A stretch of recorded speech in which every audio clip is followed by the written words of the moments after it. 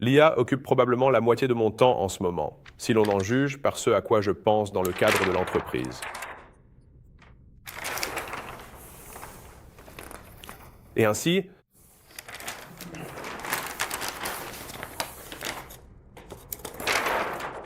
d'accord? Ok, donc du point de vue des croyances, n'est-ce pas? L'un des changements majeurs que chacun ici doit opérer est d'abandonner une vision de la croissance et de l'expansion axée sur les rôles, vers une automatisation basée sur les flux de travail. Imaginez donc que vous vous disiez, je veux embaucher un rédacteur en chef. Bon, j'invente tout ça. Je veux embaucher un rédacteur en chef. C'est comme ça qu'on avait l'habitude de voir les choses. J'ai besoin d'embaucher un rédacteur en chef pour qu'il puisse faire X, Y, Z. La façon dont nous devons tous penser nos entreprises aujourd'hui, c'est que ce rédacteur en chef allait en réalité faire ces 4 ou 5 choses, n'est-ce pas? Et chacune de ces choses devrait exister. Dans un flux de travail, par exemple, la raison pour laquelle le rédacteur en chef fait ceci et il fait cela dans ce flux, et peut-être qu'il fait ces trois-là dans cet autre flux de travail. Il faut donc aller plus dans le détail, car chaque entreprise, si on y réfléchit bien, peut être connectée au niveau le plus complexe, du genre cette action mène à cette action, puis à cette action, puis à cette action, et ainsi de suite. Maintenant, il peut y avoir 120 actions qui vont d'un prospect entrant jusqu'à la terre, le gazon, peu importe, n'est-ce pas? Et ça devient génial. Et c'est ce raisonnement que la plupart des gens ne feront pas, c'est pour ça qu'ils perdront, et c'est aussi pourquoi je pense que beaucoup de gens se font avoir. Mais si tu as un peu plus de puissance et un peu plus de temps pour réfléchir aux choses, c'est là que, au lieu de dire il me faut engager un monteur, tu dis il me faut un agent qui ne fait que ça, et il me faut un agent qui ne fait que ça, un agent qui ne fait que ça. Donc, il s'agit encore une fois de passer des rôles au flux de travail, et tout doit simplement être organisé en flux de travail. C'est donc un projet très amusant. La question est-ce que tu peux vraiment dessiner toute ton entreprise en un seul flux linéaire? Si tu n'y arrives pas, comment prétendre avoir une entreprise? Ça commence vraiment par exemple, pour nous, l'entreprise commence par une idée. Ça peut sembler idiot, mais ça commence par une idée. Alors, comment naît une idée? Eh bien, quel est le flux de travail autour d'elle?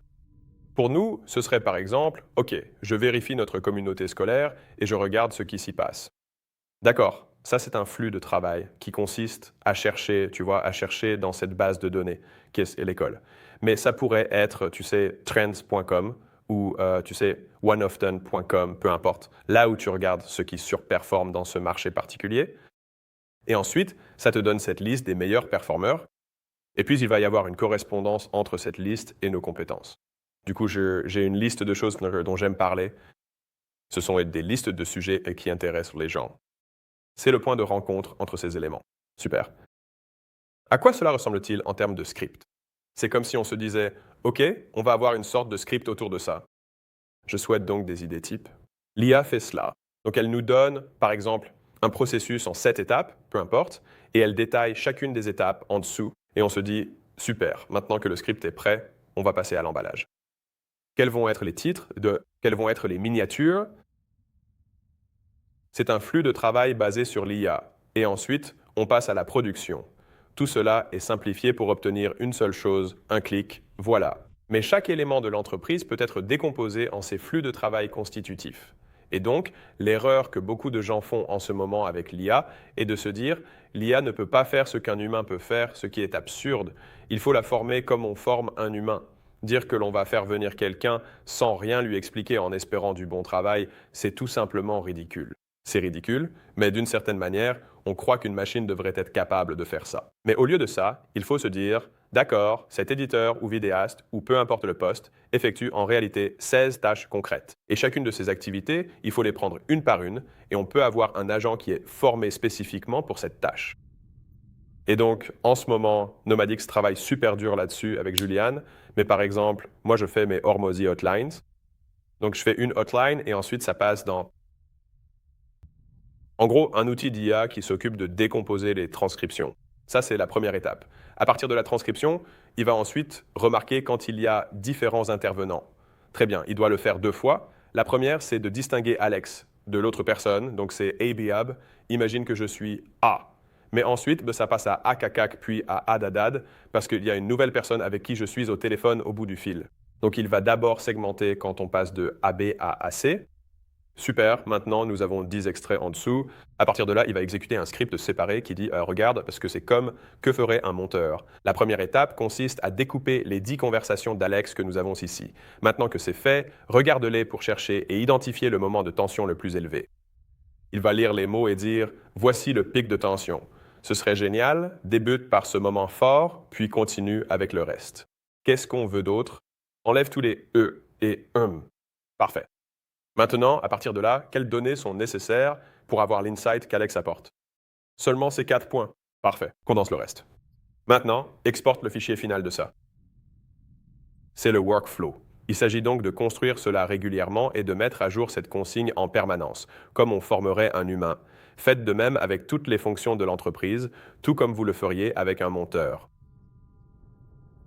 Donc, c'est ça, c'est l'avenir. Et ce qui est bien, c'est qu'il y a beaucoup d'entreprises, comme les agences par exemple, qui ont toujours été des business notoirement pourris à gérer. Mais dans les années à venir, je pense qu'elles deviendront des activités très lucratives pour ceux qui maîtrisent l'IA, car la demande de clients est infinie. Personne ne se demande quel est le product market fit pour une agence. Inutile de se poser la question. Les gens veulent des clients. C'est pas compliqué. Pas besoin de chercher si le product market fit existe. Le problème, c'est que les opérations pour acquérir des clients sont bien plus complexes. Mais si tu peux opérationnaliser chacun des flux, ça devient bien meilleur. Et c'est pour ça, en fait, que je suis fait pour ce mouvement, parce que tout tourne autour du noir et blanc avec des comportements observables. Et c'est exactement ce qui me passionne. Et c'est là que le langage vague, les machines ne comprennent pas le langage vague. Et les putains d'humains non plus, d'ailleurs. On hoche juste la tête parce qu'on a été conditionné à le faire. Être précis est crucial. Dire « sois plus charismatique » est trop vague. Dites plutôt « hausse la voix ainsi, parle plus vite » ou « lève la tête en t'exprimant ». Tu dois hocher la tête pendant que l'autre personne parle. Décompose cela en actions concrètes. Comme avec un enfant, enseigne de la même manière à la machine, mais elle n'oublie jamais. J'espère que ça a répondu à la question. Oui, d'accord. Mais oui, c'est à ça que je réfléchis beaucoup en ce moment. Ouais, Tout débute par une cartographie des processus ou des flux de travail de l'entreprise. exactement. Et je commencerai d'abord par les grandes idées générales. Donc c'est comme, d'accord, j'ai une idée, puis j'écris un script détaillé, puis je le tourne, ensuite on exporte le clip final, puis on s'occupe du montage, et enfin on le publie. Voilà, ça c'est la vue d'ensemble. Mais maintenant, sous chacun de ces points, il y a probablement 6 ou 7 étapes qui se produisent réellement pour pouvoir le publier. C'est comme, en fait, je vais sur cette page, je regarde le planning de la dernière publication, j'ajoute 3 heures, tu vois, un seul mot se transforme en 6 actions. Et il faut continuer comme ça jusqu'à ce qu'on ne puisse plus rien simplifier, et c'est là qu'on automatise. Avez-vous quelqu'un de spécial? Oui, on en a Pour être encore plus précis et tout à fait particulièrement spécifique, sur ce genre de choses. Donc je pense que beaucoup d'entre vous, surtout ceux qui travaillent en ligne, une embauche à très fort impact serait simplement une personne spécialisée dans l'automatisation par l'IA. Elle ne manquera pas de travail à faire. Ils peuvent simplement s'asseoir à côté des équipes, observer ce qu'elles font, puis dire « je peux automatiser ça, c'est quelque chose que tu fais ». Oui, oui, si vous avez la trésorerie pour cela. C'était vraiment une bonne embauche. Hein? est-ce qu'il y avait une façon particulière dont je devais... Ça dépend de leur niveau de compétence. Mais je pense, comme Lindsay Lohan l'a si bien dit, la limite n'existe pas. Donc il y a un prix pour chaque niveau de compétence que tu recherches. Même pour un simple bidouilleur au sens large, quelqu'un qui assemble des outils avec du système D, cela coûterait probablement 100 000 $ s'il doit le faire. Et en termes de principe, est-ce que tu te concentrerais d'abord sur l'aspect rémunération? Je pense que le fait que tu obtiennes les éléments que nous avons parcourus, en particulier concernant la définition des attentes, je pense que les attentes en matière de CAC en deuxième, puis les éléments contrôlables autour de la marque. Les éléments contrôlables de la marque, je pense que cela devrait être largement automatisé parce que c'est automatisable.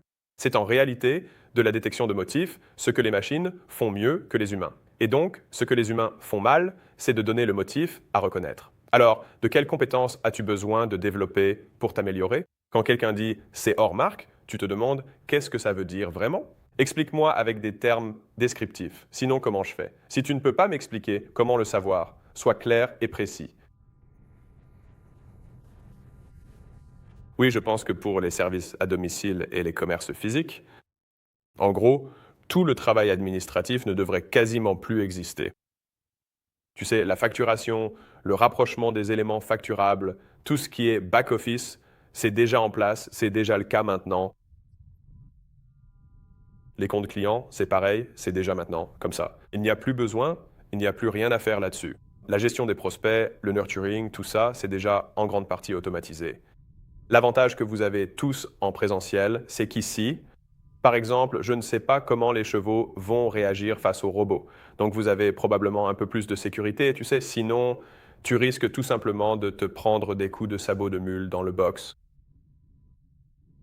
Du côté de l'aménagement paysager, il y aura un vrai changement une fois qu'Optimus sera lancé. S'il peut tondre la pelouse et tout ça, ce sera vraiment une réalité. Oui, je veux dire, il peut le faire.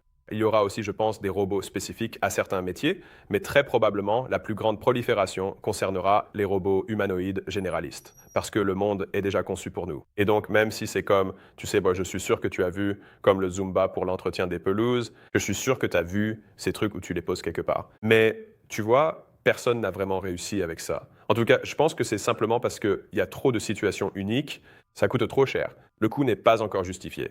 Peut-être que dans 3 ou 4 générations, on y sera, mais en attendant, la clé universelle pour le monde, c'est simplement la façon dont le corps humain fonctionne. Les poignées de porte, tout est déjà conçu pour ça. Aussi absurde que cela puisse paraître, le monde est déjà construit pour nous-mêmes.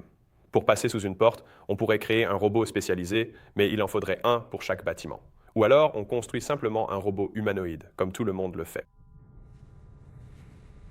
Oui, je crois que tu vas bien. À court terme, du point de vue de l'automatisation, les éléments sur lesquels vous devriez vous concentrer concernent les tâches administratives. Ouais, et puis voilà. Et le truc, c'est que c'est génial pour ça, c'est vraiment super, et tu devrais absolument l'utiliser pour ça. Et toi, AJ?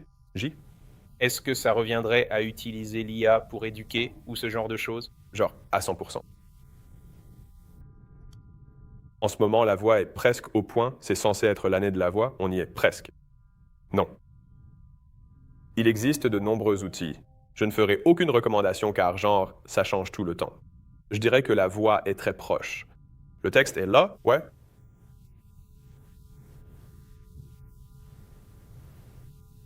À ce moment précis de ma vie, en fait, j'étais en ce qui concerne ce point. Je suis allé dans une salle de sport locale. C'est en fait un genre d'endroit plutôt exclusif. Je crois que c'est 10 000 $ par an environ. Il y a 400 membres, c'est le concept. Modèle intéressant, mais sur le site, c'était juste une interface de chat.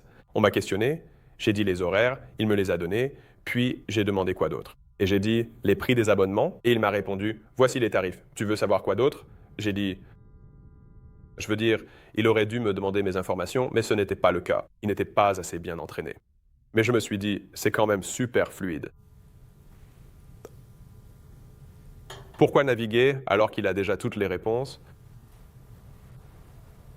Aussi étrange que cela paraisse, dans les 12 à 24 prochains mois, une grande partie de l'expérience utilisateur va disparaître. On ne va plus cliquer sur des choses.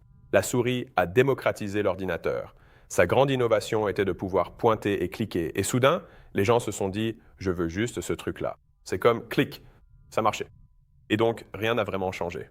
En informatique, à part la vitesse et la puissance, au final, ça reste toujours la même chose. Le prochain changement de paradigme, c'est que l'UX va disparaître. Vous aurez juste un agent à qui parler, non?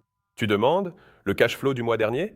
Envoie-le par message ou dis-le à voix haute et il te répondra simplement. Et tu vois, le monde du CRM c'est les 12 à 24 prochains mois. Ouais. Ouais. Ouais. Oui, je veux dire, il y a des cabinets juridiques qui utilisent encore des fax aujourd'hui. Et donc, il y a cette idée que genre, oh mon Dieu, tout le monde... C'est comme, non, comme toujours, les humains avec la technologie battront les humains avec une technologie inférieure. En maîtrisant la technologie, tu réussiras mieux. Certains auront toujours des cabinets d'avocats utilisant des fax et gagneront de l'argent. D'autres s'en passeront et en gagneront encore plus. Je ne suis pas alarmiste sur l'IA, ça prendra du temps. Mais je pense quand même qu'il y a... Je ne vais même pas entrer là-dedans, donc je vais juste m'arrêter. Mais on se retrouve juste avec trop d'un futur dont personne ne sait rien.